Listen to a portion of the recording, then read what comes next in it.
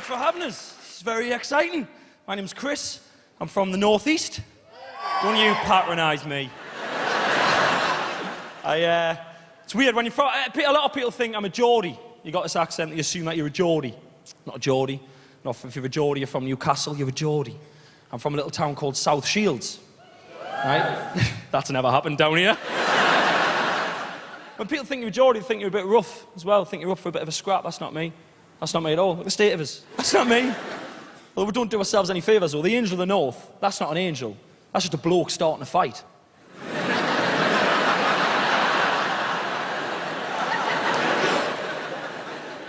It's awesome being on telly and getting... You've got to be careful when you're on telly. You've got to be careful. You don't want to upset anyone. You don't want to offend anyone. I'm not that guy. I get offended by stuff when I watch the telly.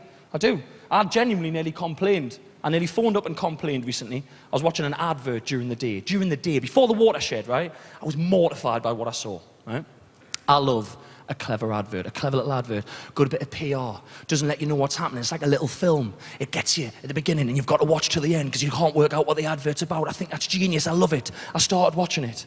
I was mortified. This is what happened. It was a young lady standing in a wine bar holding a glass of wine. She looked at the camera. She went, "Oh, me? Oh, I'm a folder."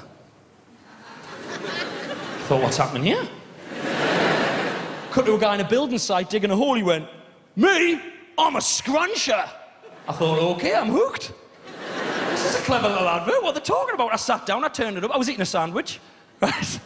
So enjoying myself. I cut to a guy walking down the street with a briefcase. "I'm a folder too." Another guy on a bike. "I'm a scruncher." This is amazing. What's happening here? What do they mean? Folder scruncher, folder scruncher. The suspense was killing us. It got to the end of the advert. It said, tweet in now and tell us whether you're a folder or a scruncher. At Andrex. Andrex polled the nation to ask whether we fold the paper or scrunch the paper as we scrape the remnants of waste from our back passages. There's nothing in this world sacred anymore. That is revolting, first of all. And secondly, I'm sorry, but who the hell is scrunching? Who's doing that? Who's doing that? I didn't know that was a thing. Are you folding the paper along the lines provided like a civilized human being? Or are you just gathering it like a Neanderthal getting a handful of undergrowth in a forest? It's under me nails and I feel alive!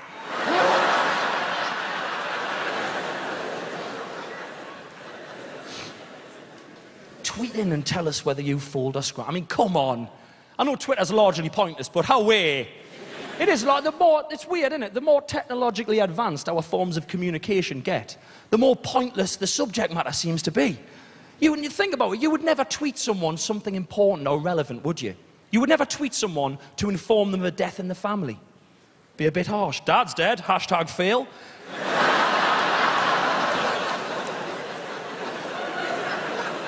It is fun winding people up on the internet. It really is. It's even funner to wind people up in real life, let's be honest.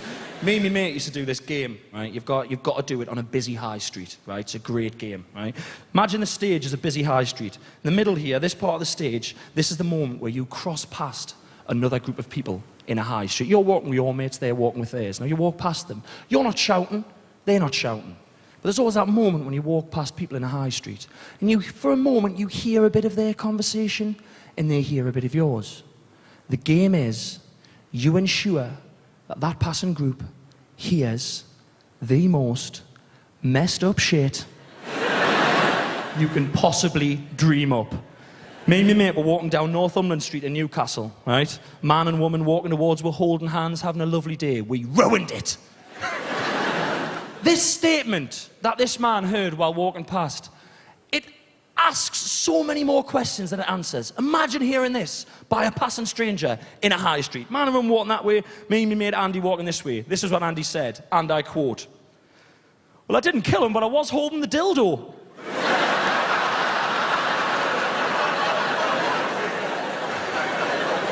That ruins your afternoon! His head nearly exploded. My mate invented that game. I haven't got that kind of mind. My mate, right? Every comedian's got a joke about their daft mate. He's not me daft mate. His name's Andy. He is not my daft mate. He is my genius mate, hiding in the body of my daft mate. And that's a terrifying thing. He can beat you in an argument without giving you anything relevant to what you were talking about. It's like a Jedi mind trick. He just goes blur and you just reset and forgot what you were arguing about. I saw him do it once. He came into a lecture in college, 45 minutes late. It was an hour-long lecture. The man is a maniac. He walked in like nothing was wrong. He just went, all right, and he walked to the back. Teacher went, Andrew, quite right. Andrew, get back here now. Are you kidding me, son? You are 45 minutes late. There was 15 minutes left in this lecture. Where have you been? It was the greatest excuse I've ever heard. Take it, use it, cherish it. She had nothing. He went, I fell over.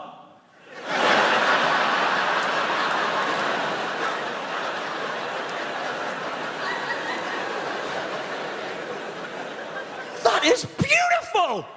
Do you know why? Because she had never been handed something so stupid. She had no response. She'd never been on that playing field. She stammered. She went, careful next time. Careful next time. And I mean, get back here, sunshine. Where did you fall? Down a canyon? 45 minutes. Gotta have some climbing gear with you. He did it to me once. I was furious, right? I've never been so confused and annoyed.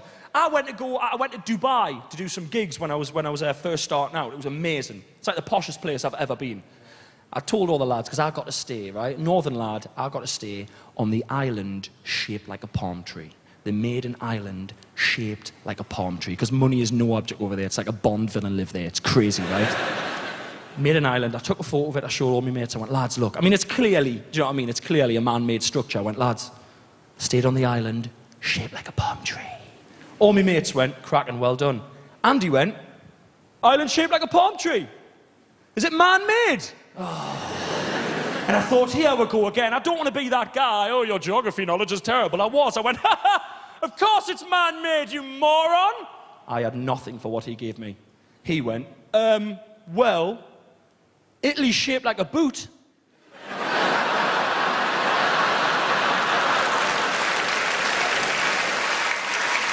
That was Chris Ramsey. You've been absolutely awesome, Apollo. Good night.